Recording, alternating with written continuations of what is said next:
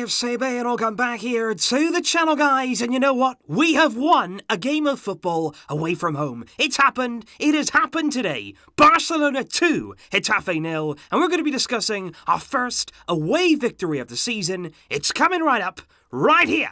Let's do this. And I have to start, guys, first and foremost, by just addressing exactly what this victory means for Barcelona and exactly what the performance was like today. Because quite frankly, coming into this game, you look at our away record, 3 away games in La Liga, that's 2 losses and 1 draw so far this season, and some really, really poor performances. So coming into this game, if you'd have told me before the game, Barcelona 2, Getafe 0, I would have said, yeah, great result, fantastic, get the points in the bag, get the away victory, and come away from this game with all of those points. That's fantastic. But at the same time, you look at it here, a win against Getafe, it's not massive. It's not the biggest victory ever. It's not the most incredible performance you've ever seen today. So a bit of perspective, I would say in this game, it's good that we got the win. It's good here, especially that we got the clean sheet. Was it fantastic today? No, it wasn't. It wasn't brilliant from Barcelona. We shouldn't just lower our standards just because Barcelona are actually getting the 3 points when they should be. Let's face it here. You look at the squad of Getafe, you look at the squad of Barcelona, we should be winning this game, but at the same time, that doesn't mean here that we can't celebrate it. It's good that we've won today. We scored some good goals, a phenomenal first goal there. We're going to talk about that, and the good thing is that we have got the win. And when you look here at the La Liga table, for the time being at least, with the Madrid derby coming up later, we right now are in second place, 1 point off Real, and that win there, it's a big one. It gets us back up there. That's important. Let's now discuss exactly what went down. But before I do go into the team selection and the way they functioned right throughout the game in that Barcelona lineup, what we have to discuss is one man that wasn't there today, and that unfortunately, and this is really, really difficult to come out and say,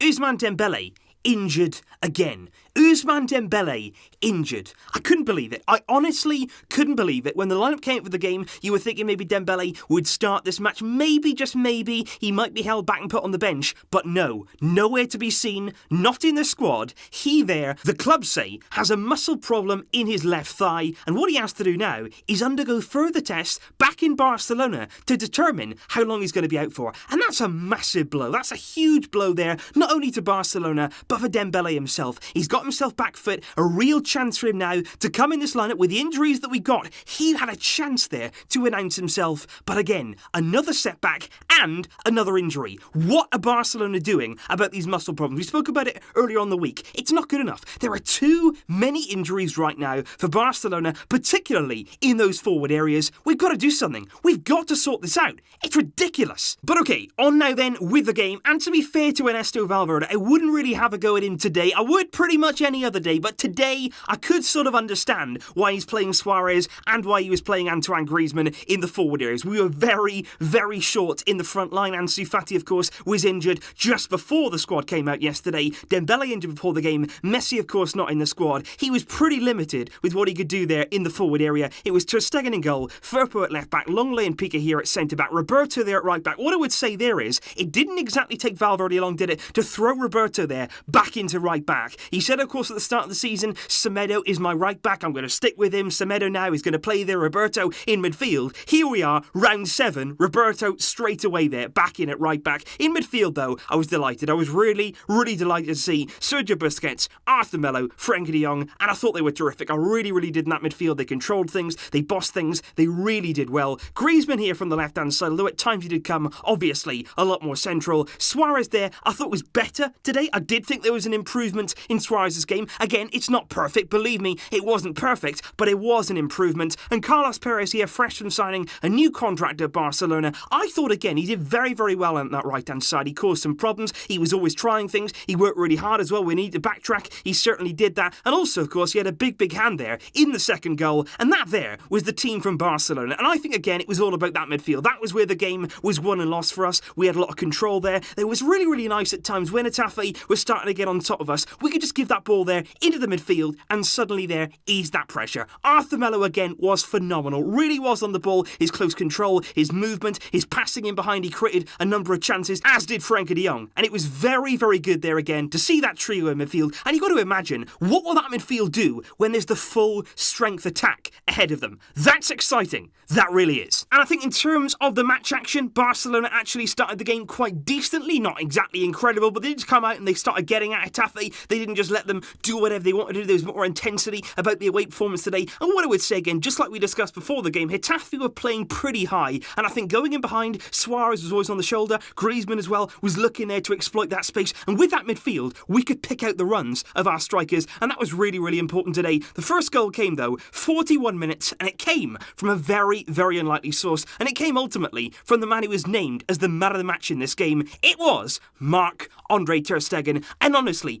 I cannot praise his assist enough, because it was wonderful, wonderful set-up play from our goalkeeper. Our goalkeeper here, starting the move, putting a pass like this. It's ridiculous. What happens here? Ter Stegen actually comes out of his goal. He comes there to intercept the danger from Getafe. Now, what most goalkeepers would do, as soon as they come out of their box usually, they panic. They think, right, okay, I've dealt with the danger, but now let me get rid of it. Let me just put the ball anywhere. And the fans will think, yeah, well done there, the goalkeeper. He's got rid of the danger. That's all he needs to do. But Ter Stegen is not your average goalkeeper. He comes out, he sorts out the danger, he does his job, then he has a look. And you can see him there. When he comes out, he chests it down, and then he stops. He pauses. He doesn't rush. He has a little look, and what he sees is Suarez on the very shoulder of the defender. It's a great run from Suarez. You've got to say that. He times it well. He's bending that run. He's in behind there. Big space in behind Getafe. And Ter Stegen doesn't just clear the ball. He picks Suarez out. Our goalkeeper there providing the perfect pass. He volleys it over the top. Suarez there.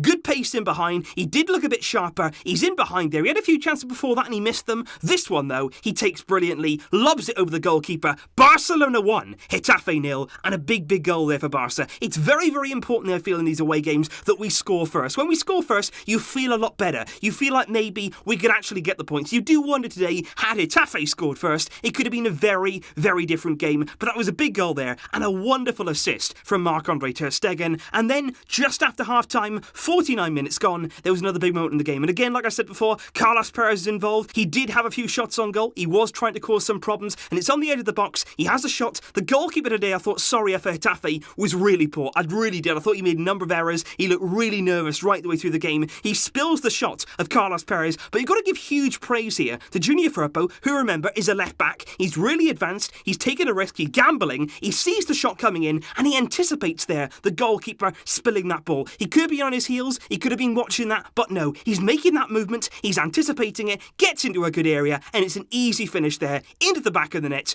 Barcelona 2, Getafe 0, and Junior Firpo getting his first goal there as a Barcelona player, and that there should give him some real confidence. It was a good display from him today. In the first half, actually, he was playing Getafe at their own game. He was constantly fouling, but he was getting nice and tight. He wasn't letting them have full freedom on his side. He was getting really tight, really close, shutting them down very high at the pitch, doing his job well, and there a goal to seal our win. Barcelona 2, Getafe 0. But what I want to say here is regarding something that happened later on in the game, because it was Clement Longley who received a red card late in the game after a second yellow card. And what I want to say now is a massive chance is right on the horizon for Jean-Claire Todibo, and I'm so excited about that. Obviously, I'm not happy that Longley got sent off, but now, with that red card, Todibo came on in this game, and next weekend, against Sevilla at home, Barcelona have a massive game, and Todibo should be in the lineup. Longley there is going to be suspended. Todibo should partner Piqué, and what I'll also say is, Piqué himself is only one yellow card away from a one-game suspension, so if Piqué gets the yellow in that game, Todibo there could have a few back-to-back matches to really announce himself, to really give him some confidence and trust there in the team, and I think we're all very excited to see this young man at the centre of our defence, and his chance is coming. It could be coming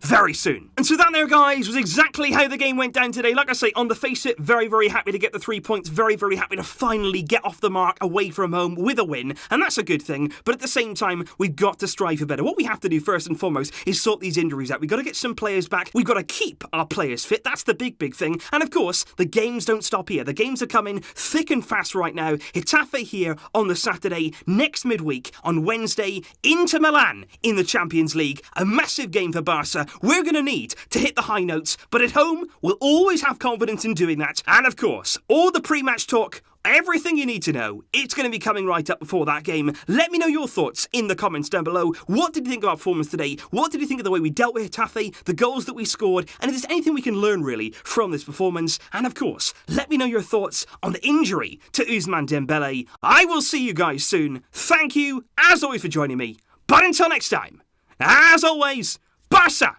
are off the mark away from home. Visca el Barça.